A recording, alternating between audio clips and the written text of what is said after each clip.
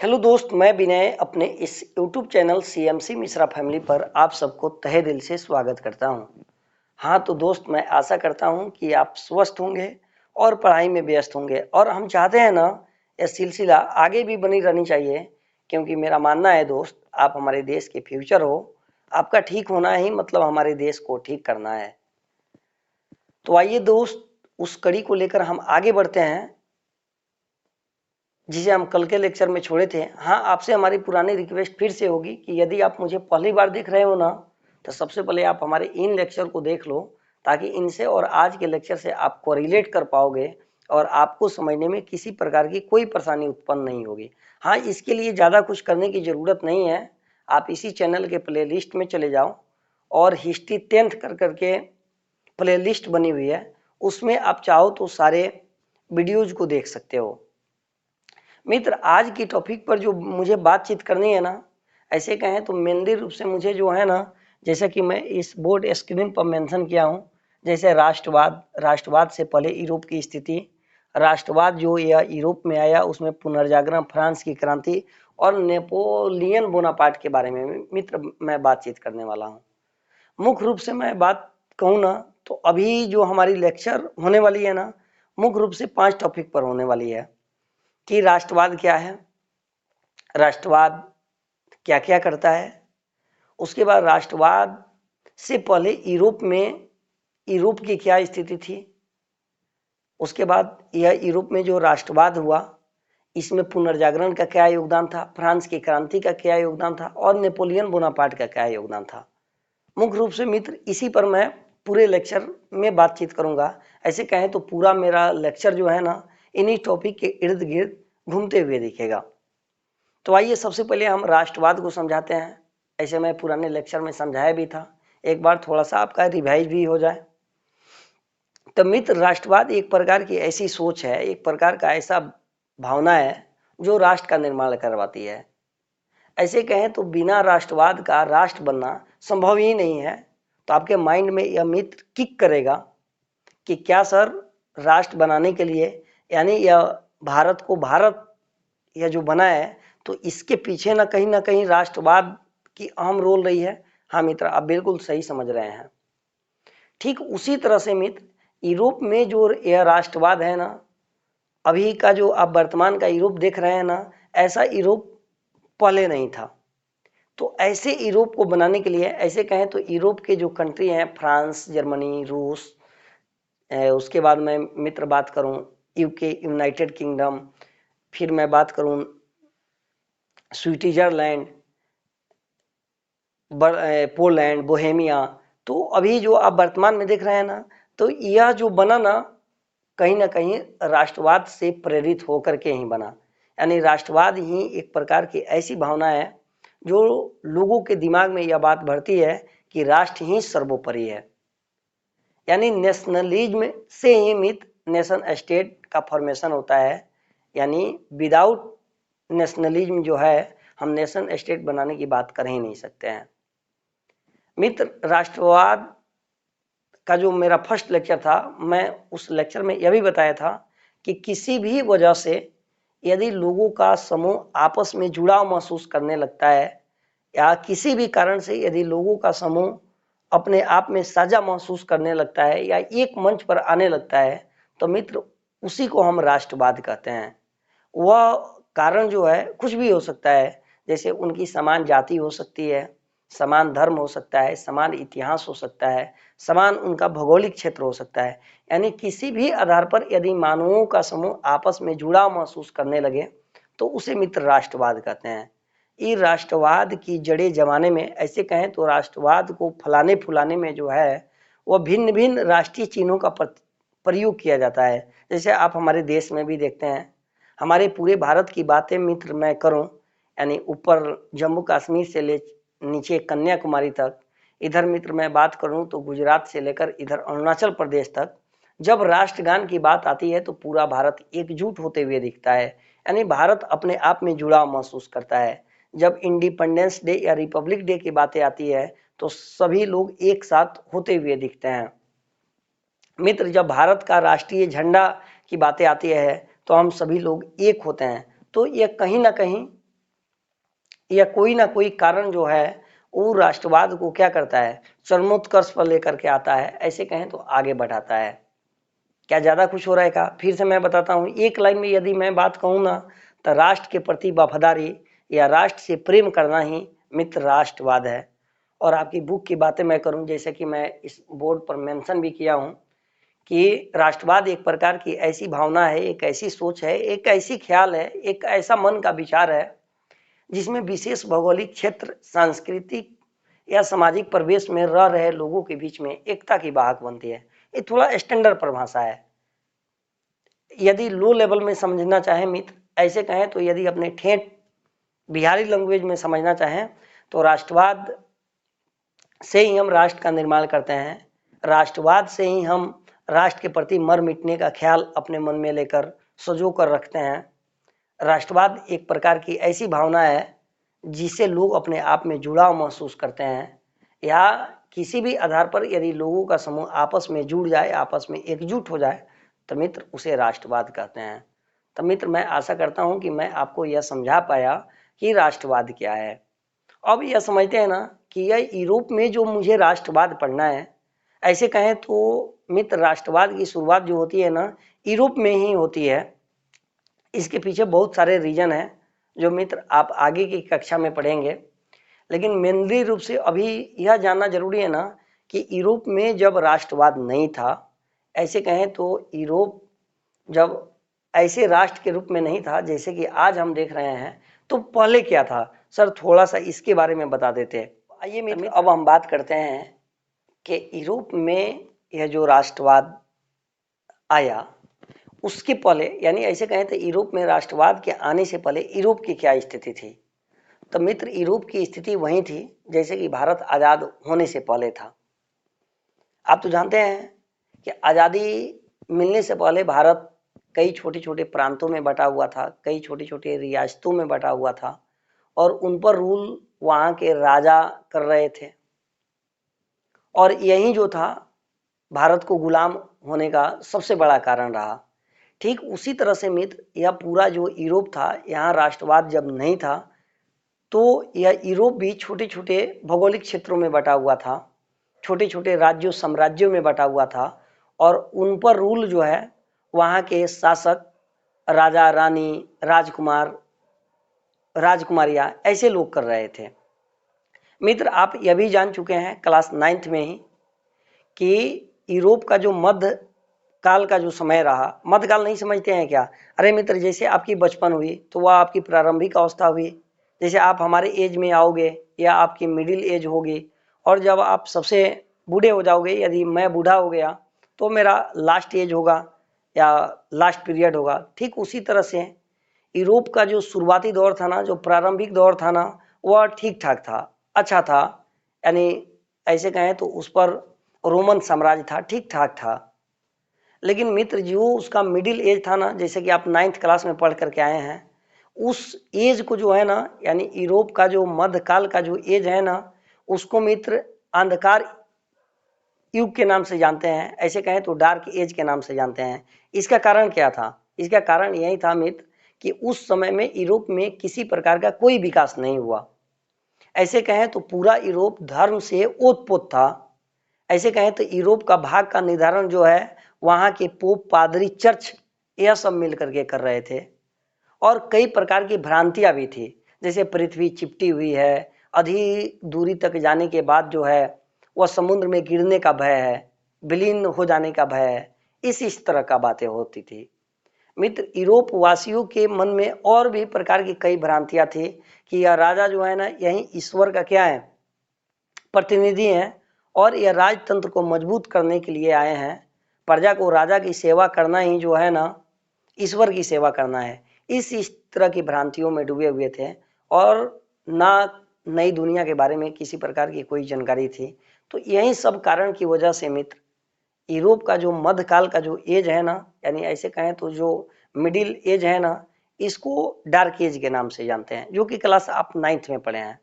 लेकिन जानते हैं मित्र जैसे जैसे समय बीतता गया यूरोप में लोगों ने राजा के अगेंस्ट, ऐसे कहें तो राजा से प्रश्न करना स्टार्ट किया, ऐसे कहें तो अच्छे अच्छे लोगों की एंट्री यूरोप में होती है। अब आप जानना चाहेंगे अच्छे लोगों की कौन कौन एंट्री होती है? जैसे आप रूसो का नाम सुने हैं, बाल्टियर का नाम सुने हैं, नहीं भी सुने हैं तो मित्र मैं 9th क्लास की हिस्ट्री पढ़ाऊंगा ना, तो यदि आप उसमें इंटरेस्ट लेना चाहेंगे तो जरूर लेंगे, लेकिन मैं समझ रहा हूँ कि आप 9th क्लास पढ़ करके आए हैं। तो अच्छे अच्छे लोगों की एंट्री होती है, जैसे मॉन्टेस्क्यू आता है, रूसो आता है, बाल्टियर आता है। तो ये लोग क्या करते हैं, लोगों को जगाने का काम करते हैं, लोगों को इंस्पायर करते हैं, समझाते हैं कि नहीं, यह राजा राज्य नहीं है, राजा का काम इतना ही है कि प्रजा की सेवा करना। यदि राजा प्रजा की सेवा नहीं करते हैं तो वैसे राजा को क्या करना चाहिए, प्रजा को बाहर कर देनी चाहिए। यह राजा लोग जो है ना, यह सीमित है, मुट्ठी भर लोग हैं और प्रजा की संख्या जो है ना ज्यादा है। यह रूसू का विचार मित्र होता है। रूसू तो यहाँ तक कहता है कि मनुष्य स्वतंत्र पैदा लेता है, लेकिन यह राजा महाराजा के चक्कर में आकर के यहाँ कई प्रकार की बेड़ियों से जकड़ जाता है। मित्र यदि बाल्टियर की बातें करूँ ना, तो पूरे पोप की हिस्ट्री को रख देता है, पूरे चर्च की हिस्ट्री को रख देता है और कहता है कि नहीं, ऐसा हमारा ईश्वर कभी सोच भी नहीं सकता अपने प्रजा संतान के लिए, ऐसा सोच भी नहीं सकता। मॉन्टेस्क्यू की बातें मैं मित्र करूँ ना, तो आप क्लास 9th में पढ़े हो कि वह कहता है कि शक्ति का पृथक्करण होना चाहिए। यह जो पूरा सोसाइटी यूरोप की जो है ना, यह जो दो वर्गों में बटी हुई है ना, एक शोषित वर्ग और एक शोषित वर्ग और एक जो है शासित वर्ग। तो यह जो शोषण करने वाले जो लोग हैं ना, इसलिए शोषण कर रहे हैं क्योंकि इनके पास पावर इकट्ठा है, शक्ति इकट्ठा है। ऐसे कहें तो कानून यही बनाते हैं, कानून यही लागू करते हैं और इस पर निर्णय यही देते हैं। तो यह शक्ति का पृथक्करण होना चाहिए, यानी न्यायपालिका अलग होना चाहिए, कार्यपालिका अलग होना चाहिए और विधायिका अलग होना चाहिए और सबको समानता की बातें होनी चाहिए यूरोप में। ऐसे कहें तो स्वतंत्रता, समानता और बंधुता के लिए बातचीत होनी चाहिए। इस तरह की बात मित्र मेंटेस्कू करता है। तो मित्र इस तरह की जब बातें होने लगती है और नए नए आविष्कार होने लगते हैं, तो इसी को मित्र पुनर्जागरण कहते हैं। और पुनर्जागरण का मतलब ही होता है नए सिरे से प्रश्न करना, यानी किसी भी बात को यूं ही एक्सेप्ट नहीं कर लेना, बल्कि तार्किक आधार पर, तार्किकता के आधार पर उस पर बातचीत करना। मित्र इसका नाम पुनर्जागरण है। और ऐसी कहें तो यह यूरोप में जो राष्ट्रवाद आता है, यह पुनर्जागरण काल से ही आता है। जब आप बुक पढ़ेंगे तो पता चलेगा मित्र। और पुनर्जागरण जानते हैं कि 14वीं शताब्दी के आसपास की यह बातें हैं। तो हम कह सकते हैं कि यूरोप में राष्ट्रवाद का आगमन जो है पुनर्जागरण काल से ही होता है, लेकिन उन्नत रूप से, सामने रूप से, ऐसे कहें तो आक्रामक रूप से जो है ना, यह सामने आता है फ्रांस की क्रांति के बाद और नेपोलियन बोनापार्ट के एंट्री के बाद। अब थोड़ा सा मित्र मैं फ्रांस की क्रांति पर रिव्यू दे देना चाहूंगा कि अब फ्रांस की क्रांति क्या होती है। तो फ्रांस की क्रांति मित्र आप 9th क्लास में पढ़े हैं, इस पर मैं डीप चर्चा नहीं करूंगा क्योंकि यह आपके हिस्सा नहीं है, आपके टॉपिक का यह हिस्सा नहीं है, लेकिन थोड़ा सा मैं रिव्यू कर देना। अरे फ्रांस की क्रांति मित्र कुछ नहीं है, एक प्रकार की ऐसी क्रांति है जिसमें वहाँ की आम जनता जो है अपने राजा के अगेंस्ट में, ऐसे कहें तो सामंतों के अगेंस्ट में और कुछ विशेष लोगों के विशेषाधिकारों के अगेंस्ट में जो है वह क्या करती है, क्रांति करती है। यानी निरंकुश शासन के विरुद्ध, निरंकुश शासन या निरंकुश राजा के विरुद्ध या सामंतवादी नीति के विरुद्ध या कुछ विशेष लोगों के विशेषाधिकार के विरुद्ध जो है आम जनता के द्वारा की गई क्रांति है, यही फ्रांसीसी क्रांति है। और फ्रांसीसी क्रांति का उद्देश्य स्वतंत्रता, समानता और बंधुता होता है मित्र, और लास्ट में ये लोग प्राप्त भी करते हैं। और क्रांति का मतलब आप क्या समझ रहे हैं? क्रांति का मतलब मित्र जरूरी नहीं है कि उसमें हिंसा हो। क्रांति का मतलब एक बदलाव होता है, एक सोच होता है, यानी जो पुरातन व्यवस्थाएं जो चल रही होती है उसको एक सिरे से चेंज करना ही मित्र क्या है, क्रांति है। तो जैसा कि यूरोप में यह चल रहा था, राजा अपने आप को ईश्वर समझ रहा था, राजा ही अपने आप को राज्य समझ रहा था, तो लोगों ने इनका क्या किया, इसे इग्नोर करना स्टार्ट किया। ऐसे कहें तो जो राजा के द्वारा जो सामंत चुने जाते थे, वह जो लोग शोषित कर रहे थे समाज को, पूरा समाज जो था वह जन्म के आधार पर बटा हुआ था, तो लोगों ने इसका एक सिरे से खंडन करना स्टार्ट किया। ऐसे कहें तो स्वतंत्रता, समानता और बंधुता की मांग करने के लिए अपने बल का भी यूज करना स्टार्ट किया। तो मित्र इस प्रकार की जो फ्रांस में जो क्रांति हुई इसी को फ्रांसीसी क्रांति कहते हैं और इसका परिणाम भी बहुत अच्छा हुआ और यह कहीं ना कहीं मित्र फ्रांस के पथ पर जो है पूरा यूरोप जो है, पूरा यूरोप की बात मैं करूं तो फ्रांस के साथ साथ बाकी और जैसे जर्मनी, इटली, पोलैंड, यह सब फ्रांस की तरह ही बनना चाहे, फ्रांस के तरह ही अपने राजा के अगेंस्ट, सामंतों के अगेंस्ट, ऐसे कहें तो कुछ विशेष लोगों के विशेषाधिकारों के अगेंस्ट प्रोटेस्ट करना स्टार्ट किए और मित्र जिसका परिणाम रहा कि यूरोप में यह राष्ट्रवाद चरमोत्कर्ष तक आगे तक बढ़ पाया। तो मित्र कहीं ना कहीं जो यूरोप में राष्ट्रवाद जो आया उसमें पुनर्जागरण का भी योगदान था, फ्रांस की क्रांति का भी योगदान था और आगे देखेंगे मित्र कि फ्रांसीसी क्रांति का प्रभाव जो है ना वह सिर्फ यूरोप पर ही नहीं पड़ता है बल्कि विश्व पर भी पड़ता है और ऐसे कहें तो हमारे प्यारे भारत पर भी पड़ता है। अब मित्र हम बताएंगे कि नेपोलियन बोनापार्ट का क्या योगदान था। तो नेपोलियन बोनापार्ट मित्र, नेपोलियन बोनापार्ट ऐसे राजतंत्र को तो समाप्त करना नहीं चाहते हैं, वह खुद राजा होते हैं, लेकिन नेपोलियन बोनापार्ट कुछ ऐसे काम करते हैं मित्र जिससे जो है ना जर्मनी एकीकृत होता है, ऐसे कहें तो जर्मनी का एकीकरण होता है, इटली का एकीकरण होता है, ऐसे कहें तो पूरा यूरोप जो है वह राष्ट्रवाद के लिए प्रेरित होता है और पूरे यूरोप में जो है नेशन स्टेट बनने स्टार्ट हो जाते हैं। तो आइए मित्र थोड़ा सा बात करते हैं नेपोलियन बोनापार्ट पर और नेपोलियन बोनापार्ट के सुधार कार्यों पर मैं मित्र बात करूं उससे पहले नेपोलियन बोनापार्ट के दो स्टेटमेंट हैं जो बहुत ही प्रेरित करते हैं और मुझे आशा है कि आपको भी प्रेरित करेंगे। नेपोलियन बोनापार्ट एक सैनिक होता है जो कहता है, अब जानते हैं ना मित्र कि सेना में सेनापति का क्या रोल होता है। तो नेपोलियन बोनापार्ट कहता है कि यदि 100 गिद्धड़ों का सेनापति एक शेर को बना दोगे ना, समझना मैं क्या कह रहा हूं मित्र, और मैं नहीं कर रहा हूं, यह नेपोलियन बोनापार्ट कहता था कि 100 गिद्धड़ों का मालिक, 100 गिद्धड़ों का यदि सेनापति एक शेर को बना दोगे ना तो यह 100 गिद्धड़ भी जो है ना शेर की तरह वार करेंगे, और यदि 100 शेर का सेनापति एक गिद्धड़ के बना दोगे ना तो यह शेर भी जो है ना गिद्धड़ की तरह वार करेंगे। इसलिए यदि फ्रांस को नेशन स्टेट बनाना है ना, ऐसे कहें तो फ्रांस की स्थिति जो अभी वर्तमान की है इससे बाहर निकलना है ना तो नेपोलियन जैसा लोगों को सेनापति होना चाहिए, नेपोलियन जैसे लोगों को सम्राट होना चाहिए। और मित्र ऐसा होता भी है, लोगों के दिल में नेपोलियन अपनी बहुत बड़ी जगह बना पाते हैं और एक बार वहां सम्राट भी बनते हैं। और मित्र नेपोलियन सिर्फ फ्रांस को ही नहीं, तरह तरह का अपनी संगठन बनाते हैं और जितने लोग यूरोप में, ऐसे कहें तो जितने भी भौगोलिक क्षेत्र में रह रहे लोग जो हैं वह प्रताड़ित हो रहे होते हैं, उन्हें छुटकारा दिलाने का काम करते हैं और ऐसे कहें तो पूरा यूरोप जो राजतंत्र से, साम्राज्य से, पोप से जकड़ा हुआ है उसको दूर करने की कोशिश करते हैं। नेपोलियन का एक दूसरा स्टेटमेंट, नेपोलियन के सेकंड स्टेटमेंट की बात करूं ना तो जब नेपोलियन सम्राट बनता है 1804 में, तो वहाँ के जो पोप होते हैं वह लाते हैं उसके मुकुट को पहनाने के लिए।